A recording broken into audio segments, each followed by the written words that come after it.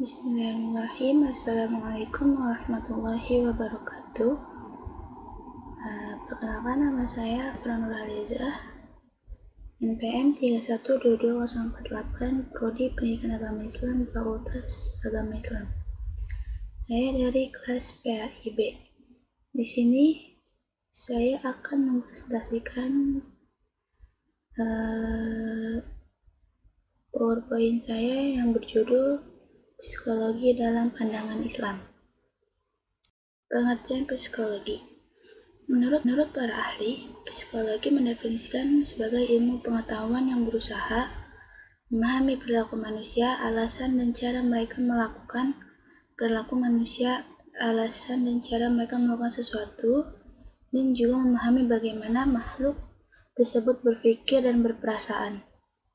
Hal-hal yang tampak sederhana pun berdasarkan pengertian ini menjadi objek psikologi, seperti bagaimana seseorang tetap mengingat cara ia bersepeda meskipun telah 25 tahun tidak memakainya, mengapa seseorang bicara, mengapa ia cemburu, mengapa ia mencintai lawan jenisnya, dan lain sebagainya.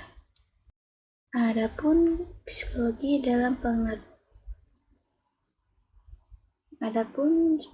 secara umum yang diartikan sebagai ilmu jiwa atau tentang ilmu jiwa. Namun dalam pemaknaan psikologi secara terminologis, terdapat perbedaan orientasi dan latar belakang masing-masing, serta karena itu tak heran bila banyak pakar yang memberikan definisi psikologi dengan berbagai sudut pandang yang luas. Selanjutnya, di sini ada sejarah psikologi Islam. Psikologi Islam menurut UI Nafas adalah studi tentang diri atau jiwa, dan dari perspektif Islam dengan konsep-konsep yang tidak termasuk dalam bentuk-bentuk yang tidak termasuk dalam kajian bidang berat, yaitu pengaruh gaib, dampak takdir, godaan syaitan, dan maksudnya ruh. Psikologi Islam juga membahas topik-topik dalam psikologi dengan ajaran Islam, membuat ajaran Islam, sejarah, nilai-nilai, dan ide-ide sebagai dasar seperti ilmu syaraf, filsafat pikiran, psikiater, kedokteran, dan terapi. Tokoh-tokoh dalam psikologi Islam ini ada Ibnu Sina, Muhammad Zakaria, Al-Ghazali, Ibnu Khaldun, dan Najibuddin Muhammad. Selanjutnya di sini saya akan menjelaskan pengembangan psikologi Islam dalam kekhalifahan.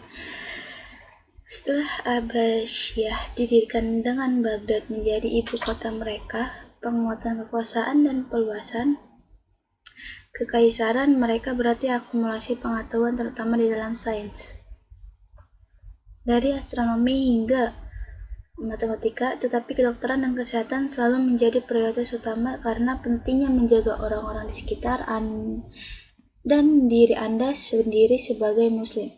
Seperti yang kita semua tahu,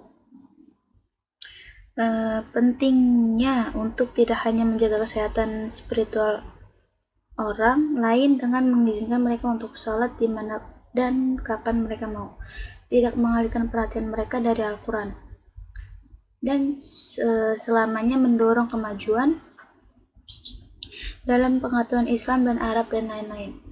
Tetapi kita juga harus menjaga kesehatan fisik dan mental satu sama lain. Abbasiyah benar-benar sesuai dengan ini.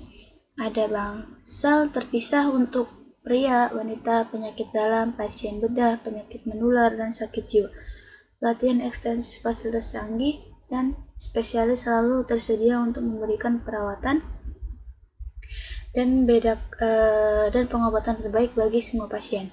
Selalu tersedia untuk memberikan perawatan dan bedakan antara yang waras dan gila.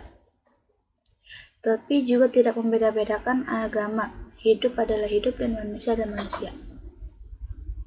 Cukup sekian penjelasan atau presentasi dari saya dengan PowerPoint yang berjudul Psikologi dalam Pandangan Islam. Kurang lebihnya mohon maaf. Wassalamualaikum warahmatullahi wabarakatuh.